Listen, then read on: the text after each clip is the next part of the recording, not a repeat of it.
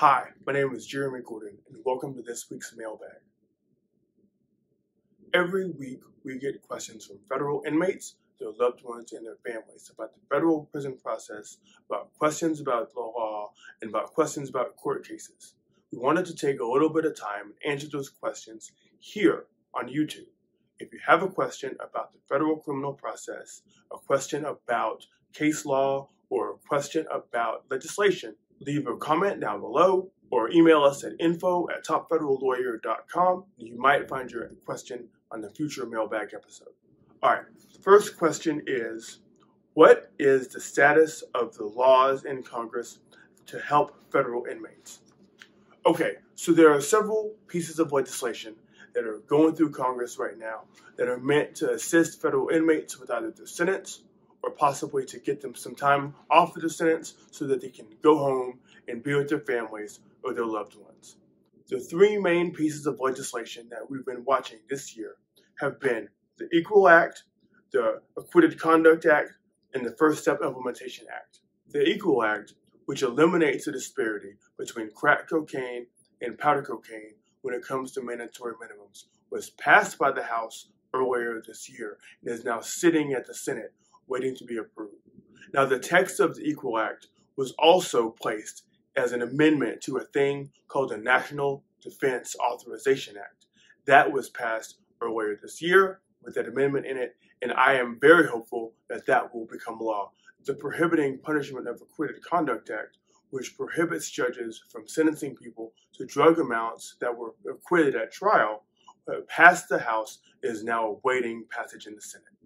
The First Step Implementation Act, which retroactively applies the 851 and 924C relief portions of the First Step Act, has not been passed by the House or the Senate.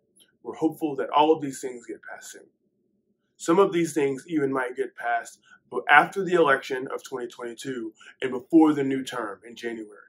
You might remember that that happened with regard to the First Step Act.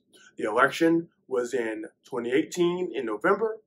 The First Step Act was passed in December of 2018, and then the new Congress took over in 2019. The next question that we have is, my loved one was denied relief on the CARES Act by his unit team, and I'm wondering if there's a way for us to bring this up with the court. Okay, so we get this question a lot. As you might remember, the CARES Act had several things in it. Not only did it have the economic stimulus portions, but it also had a provision in it by which federal inmates could serve portions of their sentence at home in order to escape the threat of COVID-19. When it comes to home confinement under the CARES Act, the text explicitly states that the sole discretion about who goes home and who does not is up to the Federal Bureau of Prisons. Now, this means that if your loved one was denied home confinement as part of the CARES Act, then there is no other method for them to get that same home confinement. They're unable to go to the courts. They're unable to file a lawsuit. They have to get the CARES Act relief in the form of home confinement by going to the Federal Bureau of Prisons and getting it from there. So if your loved one is still in federal prison and they're seeking relief because of the CARES Act and they're seeking to go on home confinement, then the best thing for them to do would be for them to reach out to their unit team and ask to be placed on home confinement under the CARES Act. The next question that we have is, I heard that everyone was getting a year off of hard time because of the COVID-19 pandemic. Is this true?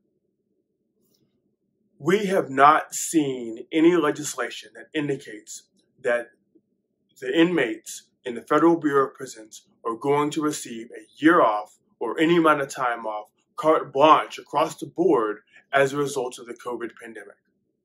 I don't believe that this is true. I believe that this is a rumor that is floating around the prisons. I don't believe that this is true. I have not seen this legislation, and I don't expect to see this legislation anytime soon with regards to the COVID-19 pandemic. That is all for the Mailbag this week. If you have questions about anything that we've talked about, or if you have a similar question for the Mailbag in a future episode, please either leave a comment below or email us at info@topfederallawyer.com.